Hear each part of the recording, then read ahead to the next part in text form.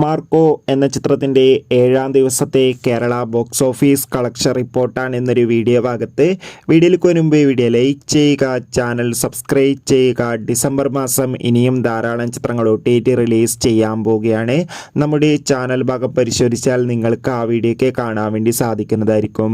ഉണ്ണി മുകുന്ദൻ, കബീർ സിംഗ്, ജഗദീഷ്, സിദ്ദീഖ് എന്നൊക്കെ പ്രധാന കഥാപാത്രങ്ങളായ ചിത്രമായിരുന്നു മാർക്കോ. എല്ലാ സിനിമാ പ്രേമികളും ഒരേപോലെയായിരുന്നു മാർക്കോ എന്ന ചിത്രത്തിൻ്റെ റിലീസിനായി കാത്തിരുന്നത്. ചിത്രത്തിന് 7-ാം ദിവസം മികച്ചൊരു അഭിപ്രായം തന്നെയാണ് കേരളത്തിലെ തിയേറ്ററുകളിൽ നിന്ന് പുറത്തുവന്നുകൊണ്ടിരിക്കുന്നത്. അതുകൊണ്ട് തന്നെ എല്ലാ സിനിമാ പ്രേമികളും ഒരേപോലെയാണ് മാർക്കോ എന്ന ചിത്രത്തിൻ്റെ ഓരോ ദിവസത്തെയും ഓരോ കളക്ഷൻ റിപ്പോർട്ടും അറിയാൻ വേണ്ടി കാത്തിരിക്കുന്നത്.